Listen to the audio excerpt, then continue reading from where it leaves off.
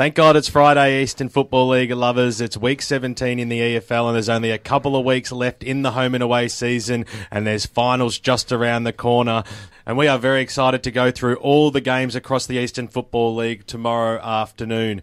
My name is Ben Warren-Smith and joining me today to go through all the games is Dyson Baker. Good afternoon to you, Dyson. Good afternoon to you, Benny, and to everyone just planning themselves on the computer pretending that they're doing work this Friday afternoon.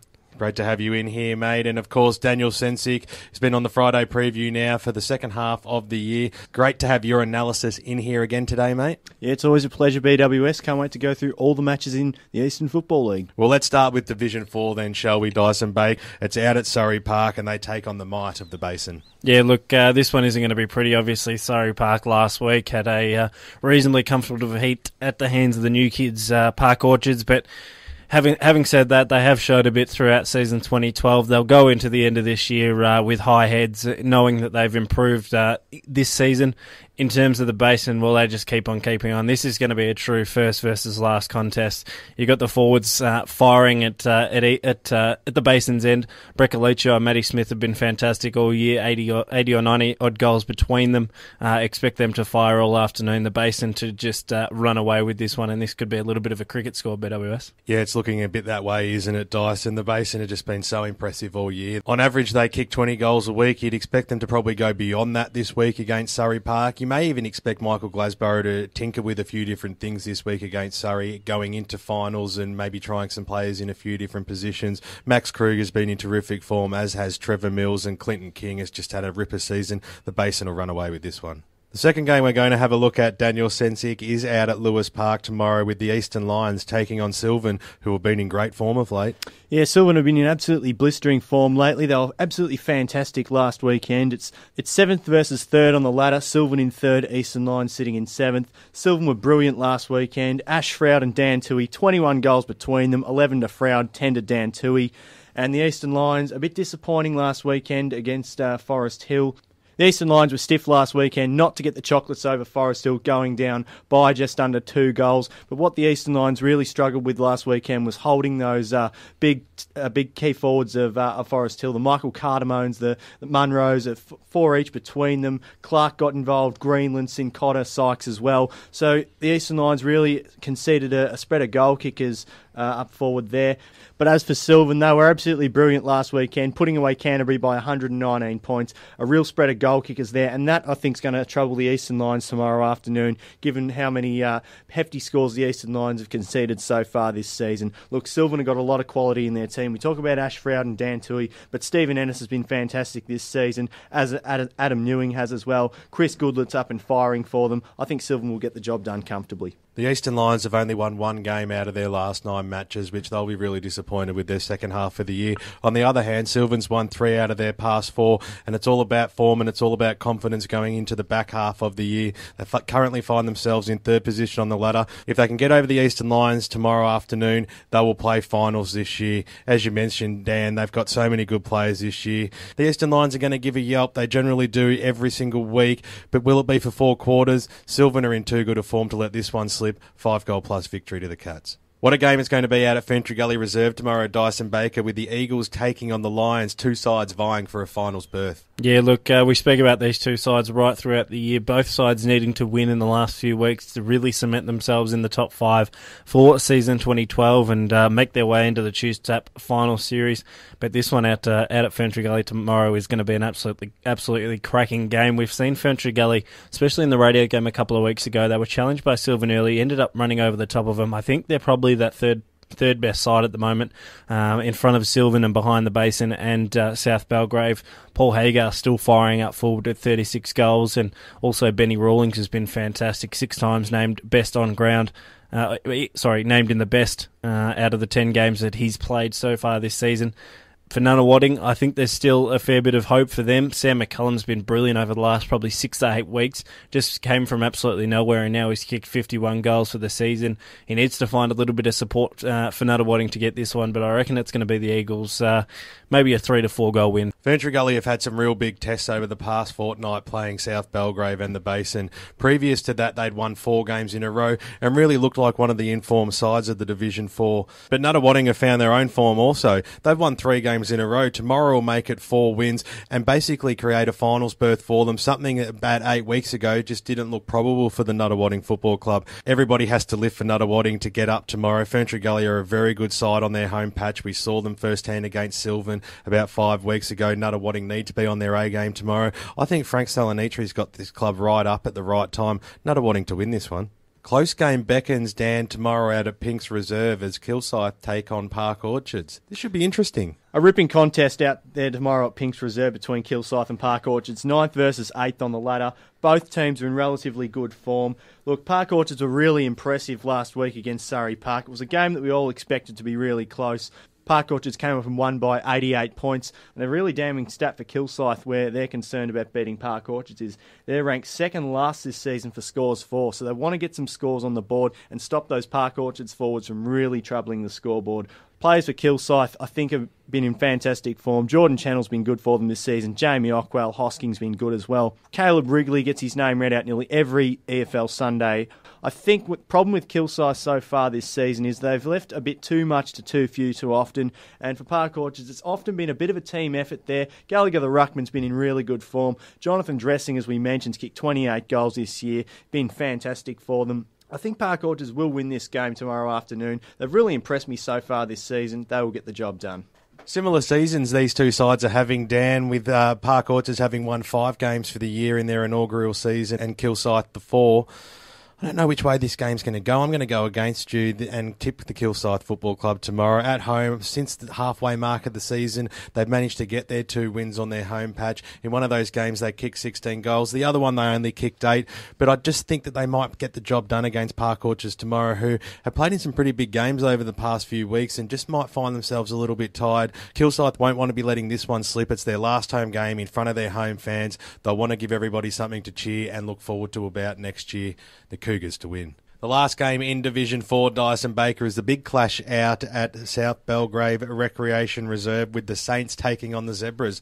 Should be a good clash. Yeah, look, I'm going to put it out there, last chance saloon for Forest Hill. With Nuttawading playing Ferntree Gully this weekend, it's going to be a win to either of those sides, just slowly blocking off spots for Forest Hill to work their way into. They really need to win this one. They've got the Ferntree Gully Eagles in round 18. I mean, 2 wins here could make a big difference in terms of their Tuesday finals hopes. Basically, they have to find those guys that have been sitting off the pack a little bit throughout season 2012. A couple of passengers on the Zebra train so far this year. If they can work a 22-man performance this week, it's going to go a long way to winning this game. On the other hand, South Belgrave, led by Lucas Appleby with 78 goals for the season. He leads all comers in all divisions at the moment on goal-kicking form at the moment. He's been absolutely fantastic, looking for his 100 hopefully during the final series. But South Belgrave will want to come out of this one reasonably clean. They've got a massive game against the Basin coming up in round 18. For mine, South Belgrave to win this one, hopefully comfortably, come out of it nice and injury-free. South Belgrave by 5 to 6 goals. They're just really not the side the Forest Hill Football Club wanted to play tomorrow, South Belgrave. They are in ripper form and they really will give it a pretty big shake, you would expect, come the end of the year. But players like Mark Cardamone and Mark Shoulders and Matt Whitty, who's had a great year this year, these players need to stand up tomorrow and have the games of their life. Yes, they play well week in, week out, but these are the senior players that need to stand up in their positions tomorrow and lift the whole side around them. South Belgrave, they are a side that I suppose on their day they can get done, but it's not going to happen out at South Belgrave Reserve. You mentioned Lucas Appleby and what super form he's in, but what about Anthony Willenberg and Amon Perry? These are guys that are there week in, week out. Dean Burnell and Brock Ferguson. You look at the whole Saints side, you just go, this is a talented football team. They're going to get the 4 points tomorrow. It's not going to be easy for them the whole way, but it's going to get them there. It's Division 3 time and it's round 17 in Division 3, Daniel Cencic. The first game we're going to have a look at is the big clash out at Tormore Reserve. Boronia taking on Templestowe. What a game this is set to be. Massive clash for both sides. Both teams disappointing last weekend. Boronia going down to the Glen Waverley Hawks and Templestowe falling over against Ringwood. Both sides need a bounce back. It's 4th versus 6th. But look, in the final few weeks of the season, this becomes a huge game for both sides. Wanturna South sit right behind Templestowe on the ladder, and there's no guarantees in Division 3. Either side that wins this can almost lock in the finals and will be 11 wins and a game clear if all the results go their way. I think both sides have got a lot of talent on the park. You look at Boronia's side, Matthew Smith, Jason Heath, Lachlan McKernan was fantastic for Boronia last weekend. In that final term, he kicked a few goals. He's a really good player that can play back or forward, a swingman type that makes him really hard to match up on. Basinskis has been fantastic for them as well. But look at Templestowe, Paul Eccles, Kane McGarmez, Troy Dunn's been good. Quinn's been fantastic for them this season. And George Sioannidis, brilliant player for them. I think Templestowe will realise the importance of this game and bounce back after a pretty disappointing display against Ringwood last weekend. They'll get home by the barest of margins. Really tough game to pick, this one. Both sides coming off a loss last weekend and at different times during the season have been probably the informed side of Division 3. This is definitely a finals preview tomorrow out at Tormore Reserve. I'm not too sure which way this is going to go. Templestowe, you look back a month ago and they were one of the real red-hot teams in Division 3. Fast forward to now, they've had a couple of losses that they did win a fortnight ago, but lost again to Ringwood last week. That sort of stopped them in their tracks. Boronia came up against the Glen Waverly Hawks, who were virtually surprised and beaten everyone they've come up against this year. They've got the cattle to do it, the Hawks. The two Jesses, Bolton and Moore, they've been in ripper form. Patrick Garrity, he's a veteran. He knows how to play finals football and he knows how important big games are. Nathan Allen's been in great form too. Templestowe down, you mentioned all their stars, and yes, they've got plenty of them, but they all need to stand up tomorrow. It's a big task for them to play finals in Division 3. To do it, they have to meet another future finals contender, Boronia, and I just don't think they can tomorrow. There'll be quite a few eyes, Dyson Baker, on the clash out at Warrandyte Reserve tomorrow, with Warrandyte taking on Chirnside Park. Two sides that have had disappointing seasons but will be looking to finish on a high. Yeah, look, an interesting one from both sides. I mean, we saw Warrandyte in a reasonably competitive effort. They've been competitive over the last month or so. They've challenged a few sides that we thought would roll over the top of them, but on the flip side of the coin, Brett Davidson's boys have been very, very disappointing. Although they've managed a few wins this season, probably not really what they expected. They've had to use a whole lot of players in season 2012. You look down their list and there's a lot of guys that have had to pull the boots on for one or two games right throughout this season, just in terms of their injuries. Brett Davidson spoke about their lack of big men right across the board, and that's something that he's really going to have to shop for over the off-season 2012-2013. But for Warrandyte, basically they've just got to keep winning. Hopes are high down at the Bloods. Obviously they lose Clint Wheatley to a terrible broken leg a couple of weeks ago. He's kicked 15 goals for the year. But, Michael Morello still leads from the front. Expect a big game from him against probably a lacklustre Chirnside Park defence. The Bloods for mine at home. It's feeling a little bit like opposite day out here at EFL House, because I'm going to pick the Chirnside Park Football Club tomorrow. You mentioned, Dyson, that both these sides have had disappointing years, but they'll know that and they'll already have plans in place to look forward for the future. Chirnside Park gave Heathmont a real red-hot go last week. They only have 5 players that have played every game this year, Chirnside Park. As you mentioned, Dyson, Brett Davidson has played a lot of players, so no doubt a lot of youth coming through that team. James Moore's had a ripper season, as has Daniel London, and of course the pepper grinder Stephen Pepping, he's had a ripper season too. I think Chirnside Park can be right up to this challenge tomorrow. Brett Davidson will know that Michael Morello is a big key focal point for Warrandyte. They'll need to nullify him. But they've got other good players in Appleby and Kennedy. Cope's been good, as is Daniel Large every week. So if Chirnside Park can shut these players down, they'll go a long way to winning this game. And I think they're due the Panthers to get up. Another one of several mouth-watering clashes is out at Jubilee Park tomorrow, Daniel Cencic, with the Ringwood Football Club taking on Glen Waverly Hawks.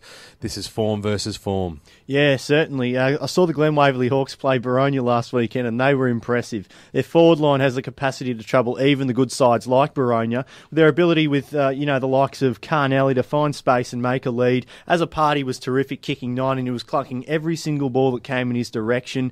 Danny Gray was fantastic as well, kicking 7 goals. He really set the tone early, and Fair to 2 coming back into the team has done wonders. He played mainly across half back, and his ability to create run and spill the ball to ground, second, third, fourth efforts, absolutely fantastic from him. And Darren Dewar continues to grow from strength to strength all over the ground. He's not the biggest man going around, but he's with his light frame and things like that, it doesn't stop him from committing his body to 110% effort, which is what we saw last weekend and all the times he's played so far this season. Look, Ringwood are in good form. They've claimed a couple of scalps the last couple of weeks with Wanturna South and Templestowe. It's going to be a great battle up forward for Ringwood with James Katsiavos in good form and Trent Farmer up against the likes of Josh Gray and Clint Walker, who's been solid for the Glen Waverly Hawks down back. Ringwood have been impressive so far this season, but I think the Glen Waverley Hawks, after watching them last week, they're on fire and will win. Very exciting, this clash, Daniel Cencic. It's second versus third. It couldn't get any better as we lead into what is shapes to be a very interesting final series in Division 3. Glen Waverley Hawks, they've won 11 out of their last 12 games. They are the in-form side at the moment in Division 3, there's no doubt about that. But knocking right on the door is the Ringwood Football Club, and how they've proven at home to be such a giant killer this year. I think they're up for the challenge of the Glen Waverley Hawks tomorrow. Luke Jones has been in great form this year, as has Luke Davis, Vinnie Jones and Tim Burmeister. These are all big names for the Ringwood Football Club who have had stellar years to date. If these guys can stand up in their positions tomorrow, it really just becomes a best players versus best players situation. Sam Zickman and Wayne McGee, they're super for the Glen Waverley Hawks. Danny Kennor, he's been a ripper talent for them this year. I just get the feeling this game's going to go right down to the wire. I'm not too sure of the condition out at Jubilee Park. We have seen in recent matches out there has been quite low scoring, but that just means Ringwood's been able to get a hold on sides once they go out there. I think they're going to do it again tomorrow. The Redbacks to win. Let's head out to Walker Reserve, shall we, Daniel Cencic, with Wantirna South taking on the Whitehorse Pioneers. Yeah, South did what they needed to do last weekend and build on their percentage, banked the 4 points after their loss to Ringwood the week before. Division 3 is one of the closest divisions this season. Wantirna South sits 7th currently, but only a game outside the top 5, and there's no guaranteed wins this weekend to sides like Boronia and Mitchum, with who Wantirna South have a superior percentage to, and they could find themselves back up there come Saturday night if they can get the win and the results go their way.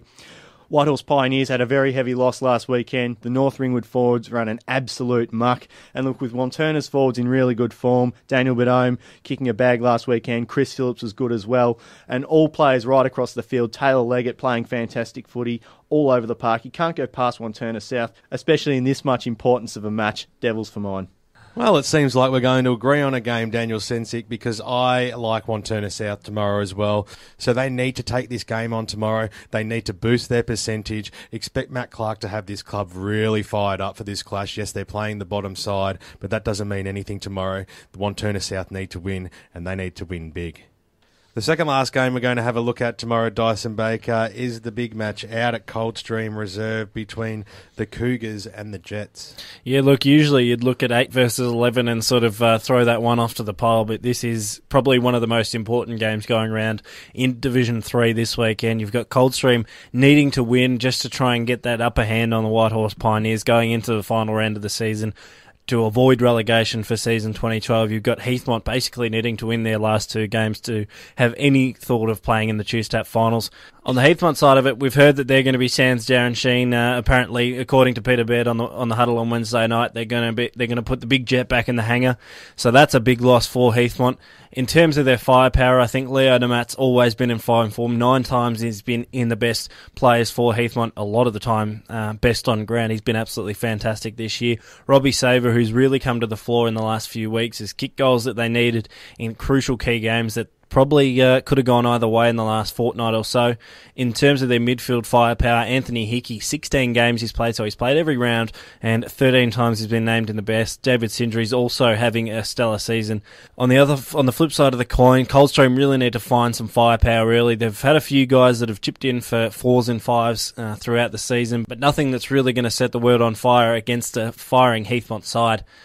Coldstream are going to challenge the Jets, but I think for mine, Heathmont have too much to play for in this last fortnight of the year, and I reckon Heathmont pretty comfortably. You would expect Heathmont to win this game tomorrow, Dyson Baker. Yes, their season's still alive, and to play a side who currently sits second bottom on the ladder, they need to put them away tomorrow. Coldstream at home, we've said it for years, they are a pretty decent side there. Pignataro's been kicking goals up for them this year. The double hyphen, Keegan Lee Mills Horn, had a great year, as had Rod Williams at Adam Dale.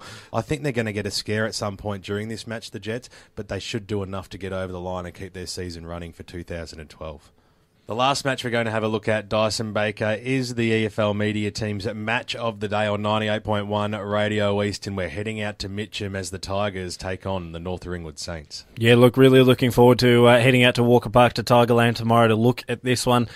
We saw Mitchum in round 1 against Ringwood. They look comfortable at home. They have played comfortable at home throughout season 2012. Having said that, they come up against a North Ringwood side who have taken all before and once again in season 2012. Haven't probably had the domination that they've had in previous years, but once again still sit at the top of the Division 3 table. Jack Whelan, who I've loved the form of since he came up from juniors into the under-18s, he's kicked 27 goals. He's actually their leading goal kicker, played every game this year.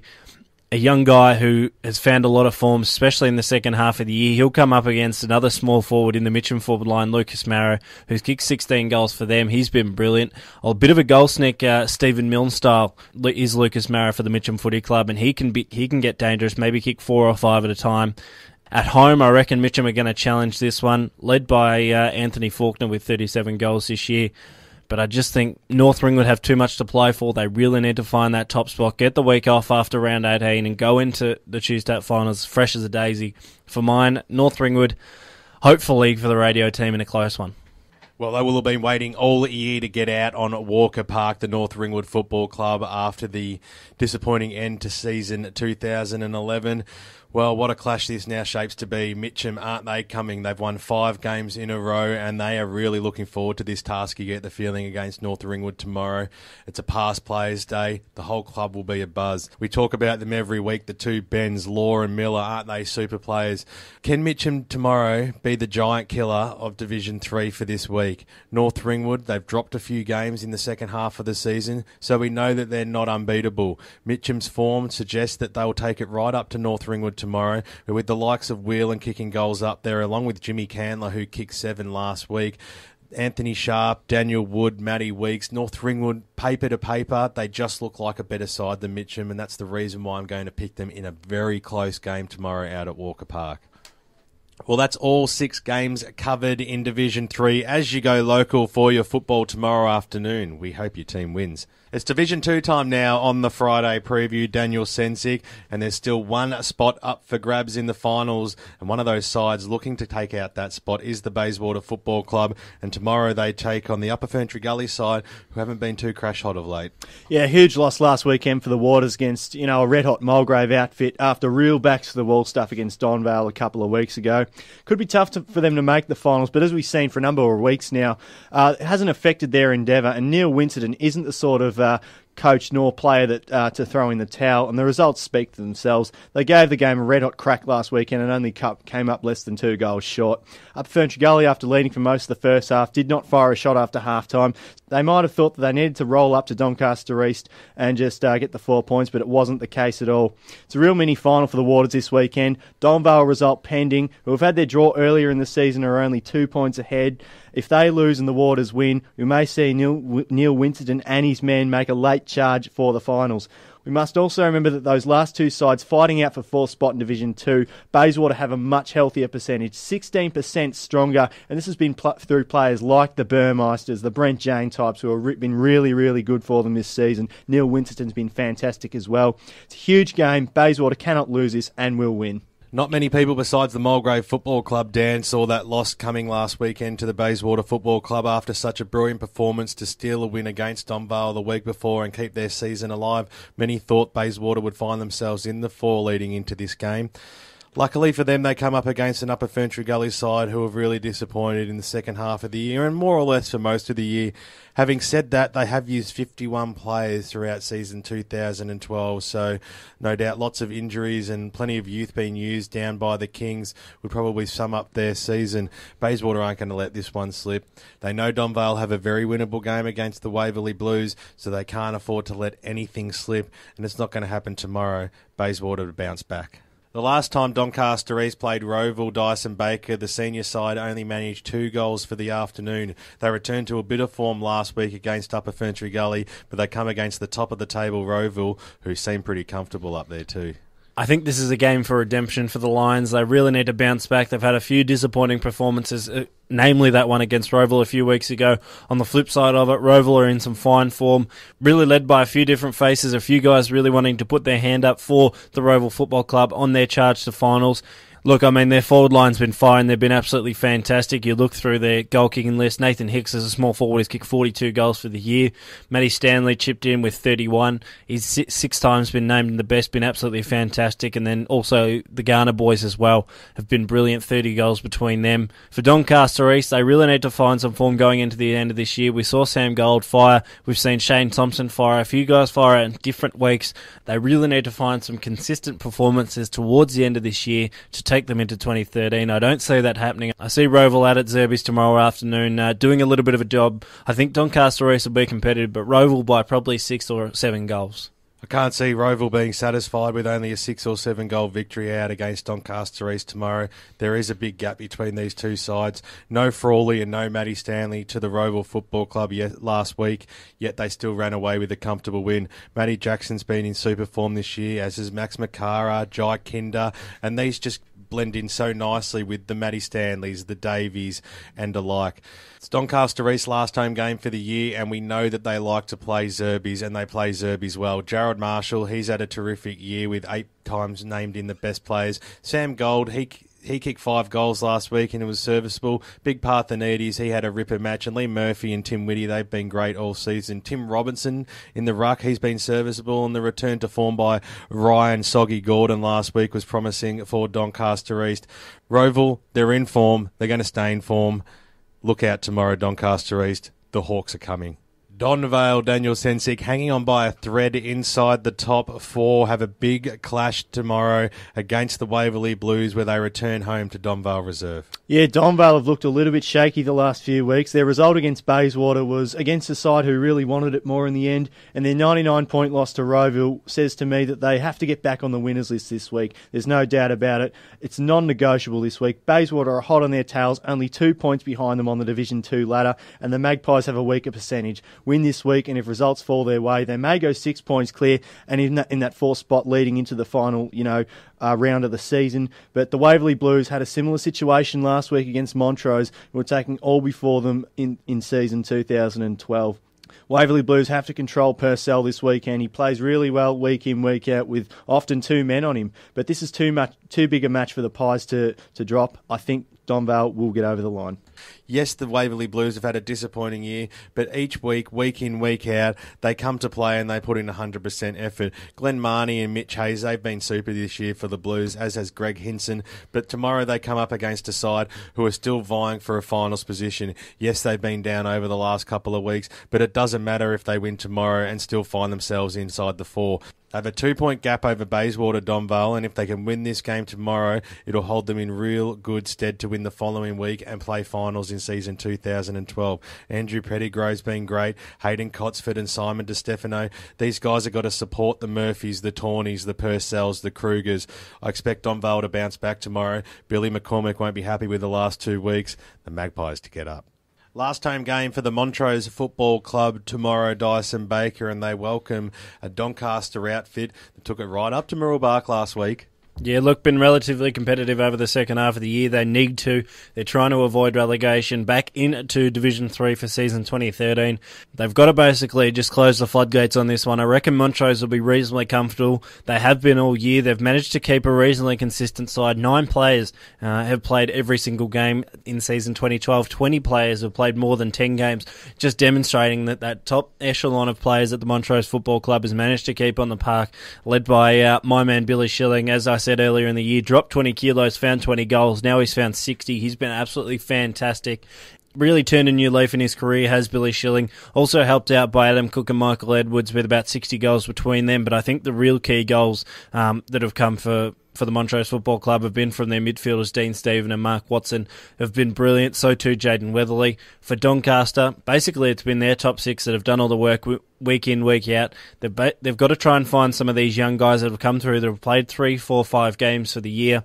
Hopefully they can develop those guys and hopefully they can stay up in Division 3. But basically for Andrew Tranquilli's boys, it's about manning the gates, holding back the fort and hoping that Montrose don't kick too big a score and damage their percentage too much. Montrose, for mine, reasonably comfortably, but from a Doncaster point of view, they're going to hope that they can hold them back. Well, if last week's anything to go by, Doncaster do not want to drop back to Division 3 next year. They've been okay this year in season 2012, but there is a bit of a gap between those bottom sides and the middle of the row sides. Who's going to stand up for Doncaster tomorrow to make sure that they stay in Division 2 next year? They need Lumasisi and Anarchis and Galache to be on their A game tomorrow and kick goals. Ben McGarnis and Schimmelbusch, week in, week out, they do the job down back, and they're definitely going to have their work cut out with them, with Billy Schilling and Michael Barney Edwards in pretty good form for Montrose. Brett Johnson's been super this year for the Demons, as has Andrew Haining, and what a matchup it shapes to be in the ruck against Ewan McKenzie tomorrow. Brendan Gardle, always serviceable across the half-back line for Montrose, been a super player for them for quite some time now. They've just got too much class on the park, Montrose. When you look at the both sides lined up against each other, it's the Demons by 10 goals plus. Final match in Division 2, Daniel Cencic, is Mulgrave, the informed Mulgrave, taking on Muralbark, who got a little bit of a scare last week against Doncaster, but still got away with the points. Yeah, how quickly things can change in footy. Count on one hand back a few weeks, and when it looked like Mulgrave were facing certain relegation from Division 2, but these last few weeks have been absolutely outstanding. They managed to knock over a Bayswater side last week, and we know how potent a side they are with their spread of goal kickers, versatile players, and tough at the ball players like Burmeister. Confidence levels at the place would be absolutely through the roof at the moment, but here lies a huge challenge against one of the best sides of Division 2, the Muralbark Mustangs. As you say, Ben, the Mustangs fought hard last weekend against a very desperate Doncaster outfit, but came from behind at half-time to win the match, and you could say that their class was just a touch above when it mattered the most. Players like Linford, Roach, Polkinghorn and Mullet, just to name a few, and I think the Mustangs will really enjoy playing away from home this weekend. We all know their ground isn't in the greatest condition, so they'll really relish that opportunity. It'd be good to see the Lions get their 5th win in a row this weekend, but Muralbark too strong in a canter. It's been a good story over the last month, watching the Mulgrave Football Club rise from the bottom of the ladder and notch 4 straight wins in a row. Dean Sekoulas, he's been terrific, hasn't he? And you can't go past Lukey Parker. And we talk week in, week out about Tim Knowles. This guy is an absolute star and no doubt will be in the SEN team of the year. Robert Edwards and Reid, they've been good over previous weeks. But tomorrow they come up against Muralbark. Now, Muralbark have sat in the top 3 for the whole season. It seems like maybe their form has slipped a tiny bit over the last couple of weeks, but they're a really good side. Michael Smith, Matty Polkinghorn, McManus has been great all year, Lukey Armstrong. They've got some really good players, the Mustangs. I think this game's going to be pretty close right up until the end. Expect Muralbark to run away with it in the last quarter. Mulgrave, you must think they'd be tiring now after putting 4 great performances on in a row. Muralbark have been playing on the heavier ground, so maybe they're tiring a little bit themselves. Sure to be a great game, but the Mustangs to run into some good form ahead of the finals. Well, that's round 17 in Division 2, all done for another week. Let's hope your team wins tomorrow as you go local for your footy. The Premier League of the Eastern Football League is Division 1 Dyson Baker, and we're going to start out at Hughes Park tomorrow because Croydon's taking on Norwood. Yeah, look, I reckon this one's going to be an interesting clash. Croydon trying to do all they can to avoid relegation from Division 1. Norwood, on the other hand, basically taking all before them. I expect Norwood to finish on the top of the table when we come to the end of round 18. For mine, I reckon Norwood are going to finish on top. To do that, they need to beat Croydon comfortably tomorrow and finish off the last 2 weeks of their season in reasonable nick. The key players for Norwood, really, I think David Johnson has been fantastic, played most of the games throughout the year, as well as Brent English chipping in with 22. They've had a few guys that have been able to kick the goals from the midfield. Jakey Ford's kicked 7 goals throughout the year. Basically, Norwood, I reckon they just need to do this one in a canter, get out of it injury-free, and hopefully get over a Croydon side who, yeah, will put up a little bit of a fight. They need to for their season 2012 and 2013 as well as they try to avoid relegation.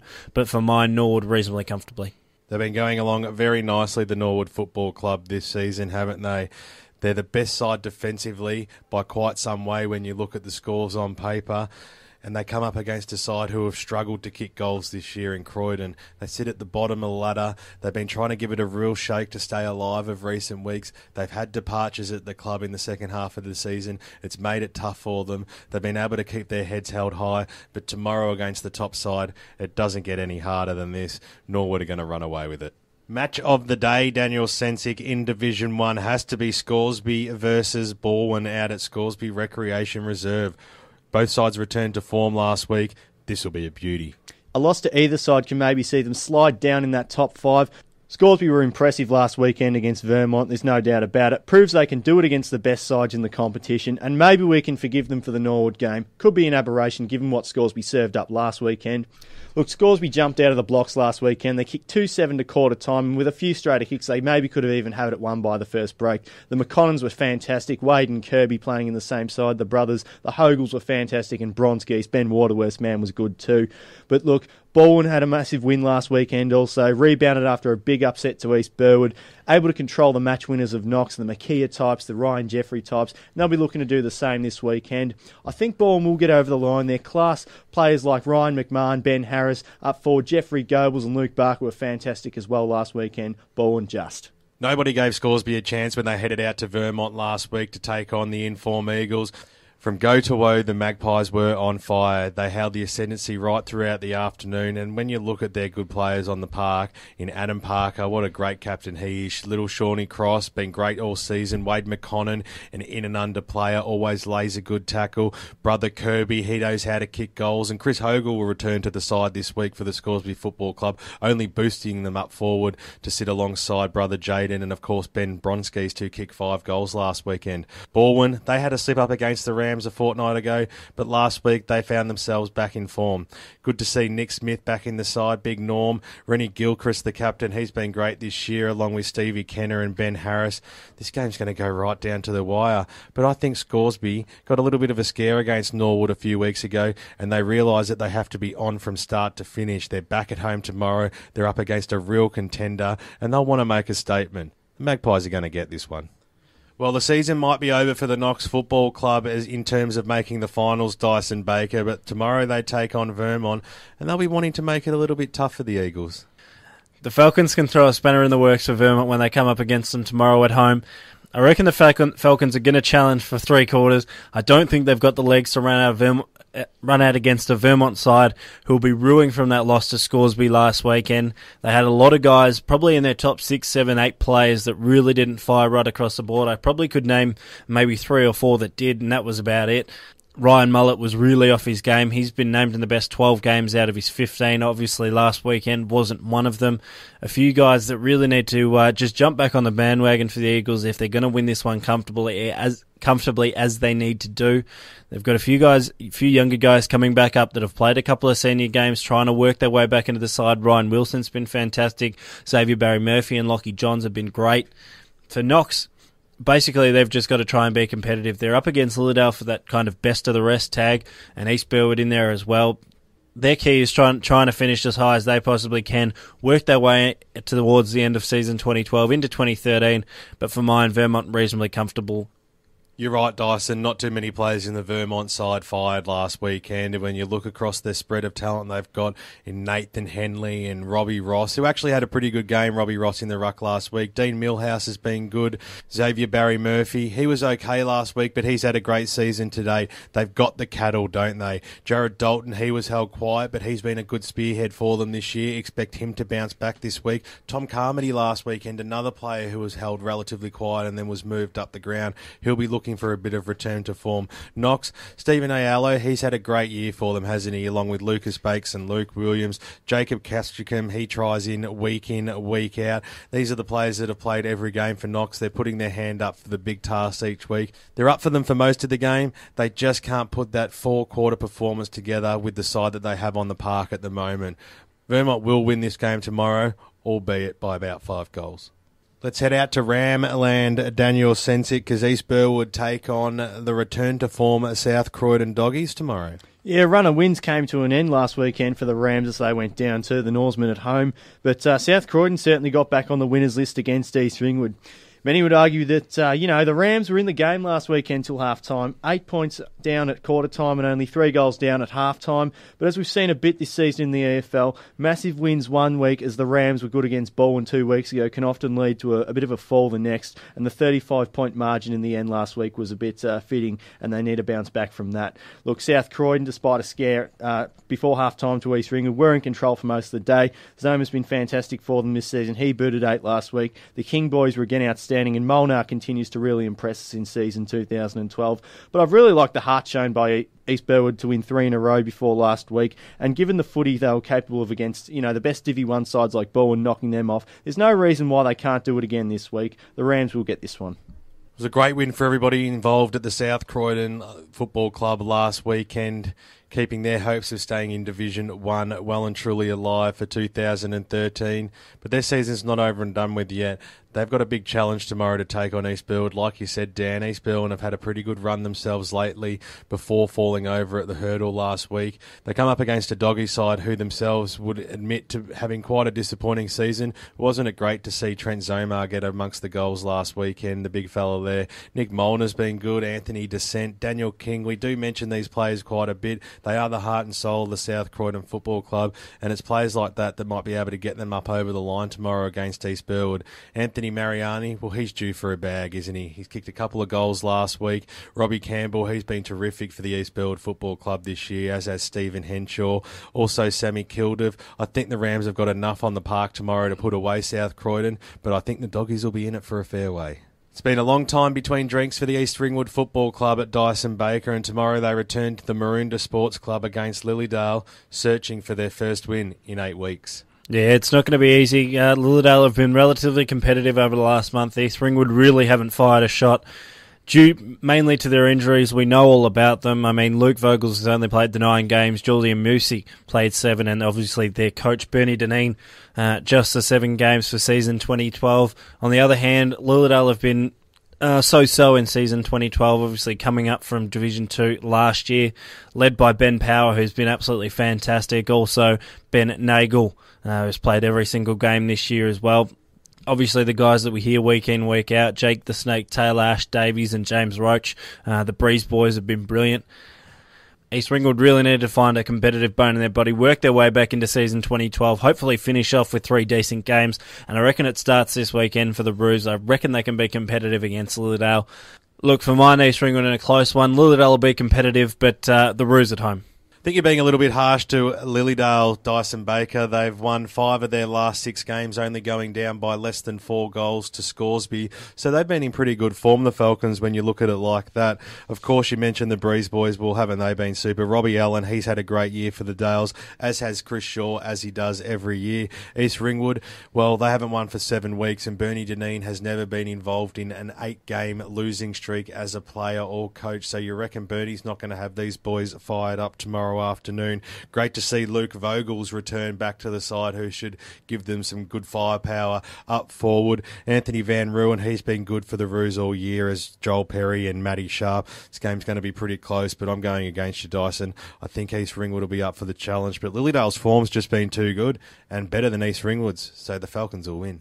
The final match in Division 1 and on the Friday preview for another week, Daniel Cencic, is Noble Park out at the Bull Ring welcoming the Panthers. Yeah, look, if we look at the ladder, many would say this would be a pretty easy win for Noble Park, but I'm not so sure. Blackburn have been very impressive against informed sides this season. If we look at their games against Ballwin and, of course, against Lilydale, they were absolutely fantastic in those matches, and surely this would have to be in the minds of the Noble Park boys.